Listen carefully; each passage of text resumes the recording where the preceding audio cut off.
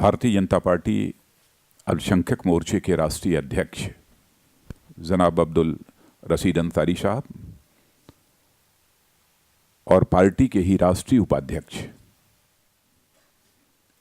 और member of parliament जनाब मुख्तार अहमद नकवी है कि केवल मुख्तार साहब, मुख्तार अब्बास साहब,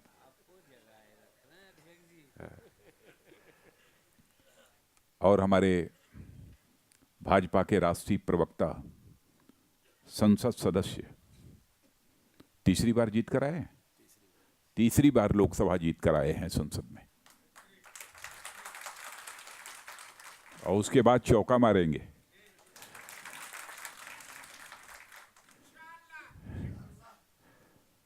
राष्ट्रीय प्रवक्ता और हमारी सेंट्रल इलेक्शन कमेटी के सदस्य जनाब शाहनवाज हुसैन और हमारी मोहतरमा डॉक्टर हम सब की बहन डॉक्टर नजमा हेप्तुल्लाह साहिबा, जो कि आप जानते हैं कि राज्यसभा की कार्रवाई को डिप्टी चेयरमैन के रूप में लंबे समय तक जिस प्रभावी तरीके से उन्होंने कंडक्ट किया है, उसकी सराहना केवल अपनी ही पार्टी के लोग नहीं बल्कि अन्य दूसरी राजनीतिक पार्टियों के लोग भी करते हैं। और जनाब आरिफ साहब का जहां तक सवाल है, उनसे आप सभी अच्छी तरह, आरिफ बेग साहब, ये सेंट्रल गवर्नमेंट में आप मिनिस्टर रह चुके हैं और लंबे समय तक भारतीय जनता पार्टी को मजबूत बनाने में इन्होंने अपनी पूरी ताकत लगाई है। और हमारे इस अल्पसंख्यक मोर्चे के प्रभारी, और मैं समझता हूं कि इस्लाम के बारे में बहुत ही अधिक जानकारी रखते हैं, बहुत ही अधिक जानकारी। मैं तो कभी कभी सुनते हुए मैं हैरत में रहता हूं कि साहब इतनी जानकारी इन्होंने हासिल कैसे की। डॉक्टर जेके जैन साहब और हमारे माजी प्रेसिडेंट, माजी बोलते हैं ना, माजी भी बोलते हैं, हाँ माजी हमारे तनवीर हैदर उस्मानी जी, और हमारे माजी दूसरे बैठे हुए हैं प्रेसिडेंट यहाँ पर जनाब तनवीर अहमद साहब, और हमारे जनरल सेक्रेटरी जनाब शाकिर अंसारी, यहाँ उपस्थित मेरे सभी सम्मानित बहनों एवं भाइयों। आज भारतीय जनता पार्टी की सेंट्रल ऑफिस में आप सब यहाँ उपस्थित हुए हैं और संभवतः यह माइनॉरिटी मोर्चे की पहली नेशनल एग्जीक्यूटिव यहां हो रही है। तो सबसे पहले पार्टी का अध्यक्ष होने के नाते मैं अपनी तरफ से आप सभी बहनों भाइयों का हार्दिक स्वागत करता हूं, आप सभी का मैं अभिनंदन करता हूं। और मैं जानता हूं इस सच्चाई को कि हमारे अल्पसंख्यक मोर्चे के कार्यकर्ताओं को मैदान में जनता के बीच, अपनी कौम के बीच कितनी बड़ी मुश्किलों का सामना करना पड़ता है।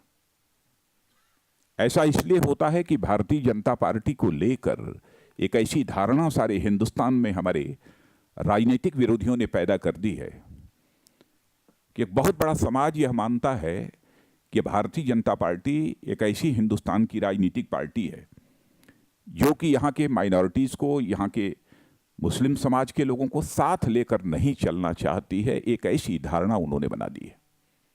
यह सच्चाई से पूरी तरह से परे है। भारतीय जनता पार्टी का जहां तक प्रश्न है, पार्टी अध्यक्ष होने के नाते मैं कह सकता हूं, और जो मैं कह रहा हूं अधिकृत रूप से मैं बोल रहा हूं, कि भारतीय जनता पार्टी जाति, पंथ, मजहब ये सब की राजनीति नहीं करती है। राजनीति यदि करती है तो इंसाफ और इंसानियत की राजनीति करने वाली यह पार्टी हिंदुस्तान की भारतीय जनता पार्टी है। भारत के इतिहास को हम अच्छी तरह समझते हैं। भारत के इतिहास के पन्नों को हमने पलटकर पढ़ा है। मैं भूल नहीं सकता कि जब हिंदुस्तान में अंग्रेजों की हुकूमत थी और पहला स्वतंत्रता संग्राम हमारा प्रारंभ हुआ था 1857 में, किसने प्रारंभ किया था? किन लोगों ने प्रारंभ किया था? क्या मैं भूल सकता हूं उस बहादुर शाह जफर को? किस तरीके से उस आंदोलन में शिरकत ही नहीं की थी, बल्कि उस आंदोलन का नेतृत्व यदि किया था तो बहादुर शाह जफर साहब ने किया था। इतिहास के पन्ने इस बात के साक्षी हैं। और आजादी हासिल करने की तड़पन उनके दिल में किस हद तक थी कि आप सभी जानते हैं कि तुरंत बर्मा के मांगले जेल में गिरफ्तार करके उन्हें डाल दिया गया और इतनी यातना उन्हें दी गई कि जेल के अंदर ही उनकी मौत हो गई। भारत को आजादी दिलाने में सबका योगदान है। फांसी के फंदे को जिस समय शहीद भगत सिंह ने चूमा था, तो अशफाकुल्ला खान ने भी फांसी के फंदे को चूमा था। वह न हिंदू थे न मुसलमान थे, वह दोनों वतन परस्त थे, इसीलिए दोनों ने फांसी के फंदे को चूमा था। जो नहीं जानेगा इतिहास की इन सच्चाइयों को, वो तो हिंदू मुसलमान ईसाई इन सब सारे के बीच नफरत कर सकता है, लेकिन जो जानेगा, जो समझेगा, वो मैं समझता हूं कि इसकी तो कभी कल्पना भी नहीं कर सकता है। लेकिन सिलसिलेवार जब से हमारी पार्टी बनी है, तब से एक स्ट्रेटजी के तहत, एक सुनियोजित योजना के तहत इस प्रकार का प्रचार बराबर जो है किया जाता है। और आप सभी जानते हैं कि नेताजी सुभाष चंद्र बोस का भारत की आजादी हासिल कराने में कितना बड़ा कंट्रीब्यूशन है। सबसे ट्रस्टेड कैप्टन उस समय उनकी आजाद हिंद फौज का कौन था? हमारे बगल में बाईं तरफ शाहनवाज हुसैन जी बैठे हैं, इन्हीं के नाम का कैप्टन शाहनवाज, जनरल शाहनवाज। मैंने आपको डिमोट कर दिया। जनरल शाहनवाज, और बर्मा से लेकर अपनी फौज जनरल शाहनवाज ही चले थे और इम्फाल तक जो है पहुंचे थे। कैसे कोई इसे भुला सकता है? लेकिन अंग्रेजों ने देखा कि इस हिंदुस्तान को आजादी दिलाने के लिए जिस तरीके से हिंदू और मुसलमान कंधे से कंधा मिलाकर एकजुट होकर खड़ा हो गया है, हिंदुस्तान को आजादी मिलकर रहेगी। तो उन्होंने एक षड्यंत्र रचना प्रारंभ किया और यह तय किया कि हिंदू और मुसलमान के बीच कैसे नफरत पैदा की जाए, कैसे इनके अंदर भेद पैदा किया जाए। इसकी एक स्ट्रेटजी उन्होंने तैयार की और इस स्ट्रेटजी को हम लोग जानते हैं डिवाइड एंड रूल। अंग्रेजों ने इसी डिवाइड एंड रूल के आधार पर लंबे समय तक इस हिंदुस्तान में हुकूमत की। एक दूसरों के दिलों में वह नफरत की आग पैदा करने में काफी हद तक उस समय भी कामयाब हुए थे। कुछ लोग ऐसे थे, लेकिन फिर भी बहुत बड़ी जमात ऐसी थी जो कि अंग्रेजों की डिवाइड एंड रूल की पॉलिसी को समझती थी और उनके षड्यंत्र का वो शिकार नहीं बन पाई। हुआ क्या? भारत, जो इतना विशाल भारत था, दो टुकड़ों में बंट गया। एक बन गया हिंदुस्तान और एक बन गया पाकिस्तान। क्या मैं इस सच्चाई को नहीं जानता? हिंदुस्तान की बहुत बड़ी जमात चाहती थी कि हम जहां रहते हैं वहीं पर रहने का हमारा हक यह कायम रहना चाहिए। फिर भी कुछ लोगों ने इस हिंदुस्तान को दो टुकड़ों में बांट दिया और मैं समझता हूं कि जो कुछ भी हुआ है यह अंग्रेजों की डिवाइड एंड रूल की पॉलिसी के कारण हुआ है।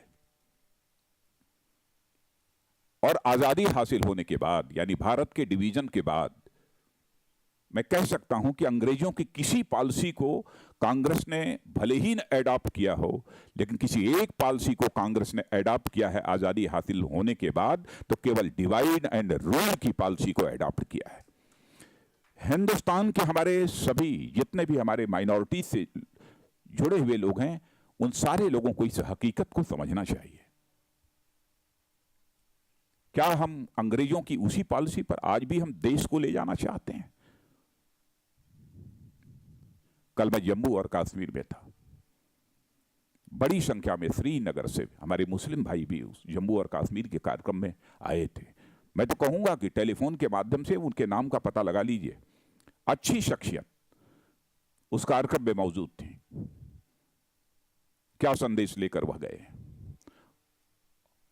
और उन्होंने डंके की चोट पर कहा कि जो कुछ भी कश्मीर में इस समय चल रहा है, हम लोगों की अपनी तरफ से भरपूर यह कोशिश है कि लोगों की सोच में, लोगों की मानसिकता में एक बहुत बड़ी हम तब्दीली लाने में कामयाब हों।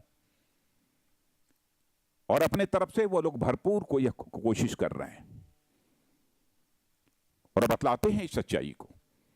जो कुछ भी हो रहा है उसमें कहीं ना कहीं पाकिस्तान का हाथ है।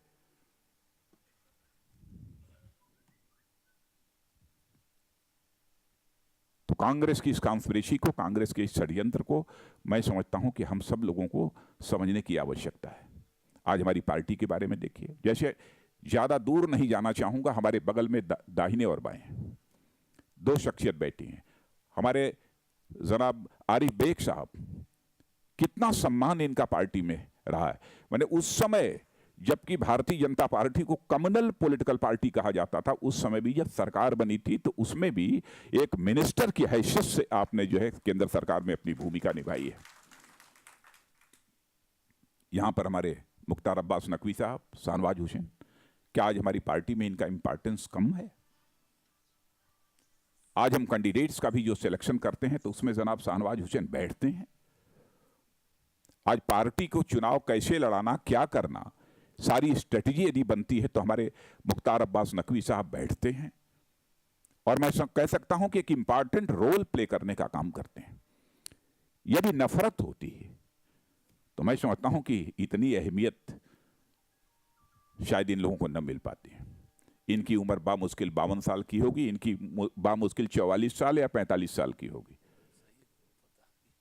सही है, सही, इन्होंने कहा सही बतला दिया।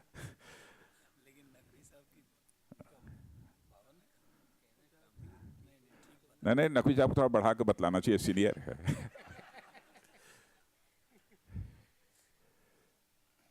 इनकी अहमियत है कि नहीं? अच्छा, दूसरी बात, हम लोगों ने 6 वर्षों तक इस आजाद भारत में हुकूमत चलाई है। श्रद्धेय अटल बिहारी वाजपेयी जी भारत के प्रधानमंत्री थे। मैं आपसे पूछना चाहता हूं, क्या उस समय इंसान और इंसान के बीच नफरत पैदा करने की कोई हरकत उस हुकूमत के द्वारा हुई थी? क्या हमने किसी प्रकार का डिस्क्रिमिनेशन सेक्ट अथवा रिलीजन के बेसिस पर कोई किया था? दूसरी चीज, आज हमारी जिन जिन राज्यों में हुकूमत है, मध्य प्रदेश के लोग भी यहां पर मौजूद होंगे, क्या मध्य प्रदेश में हिंदू और मुसलमान के नाम पर डिस्क्रिमिनेशन होता है? हमारे छत्तीसगढ़ में क्या हिंदू और मुसलमान के नाम पर कोई डिस्क्रिमिनेशन होता है? कहाँ चेयरमैन? हाँ, चेयरमैन साहब हमारे छत्तीसगढ़ के बैठे, हाँ, आशिर रफी साहब हैं। हाँ, गोवा में हमारी कैबिनेट बीजेपी की गवर्नमेंट है, 6 माइनॉरिटीज के लोग वहां पर मिनिस्टर हैं। कारगिल में भी हम लोगों ने अपने प्रत्याशियों को खड़ा किया था, 12 के 12 हमारे कैंडिडेट्स वहां पर मुस्लिम कम्युनिटी के थे। मिले तो लोग, हम नजदीक लाने की कोशिश कर रहे हैं। मैं तो ऊपर वाले से यही बराबर निवेदन करता हूं कि इस जो भी हमारा प्रयत्न है इसमें हम सबको कामयाबी हासिल हो, क्योंकि हम इस सच्चाई को जानते हैं कि हिंदुस्तान को यदि एक हम सशक्त हिंदुस्तान बनाना चाहते हैं और ऐसा हिंदुस्तान बनाना चाहते हैं जो पूरे विश्व का नेतृत्व कर सके, तो केवल एक कौम, 2 कौम को लेकर इस हिंदुस्तान को विश्व का नेतृत्व करने वाला हिंदुस्तान नहीं बनाया जा सकता।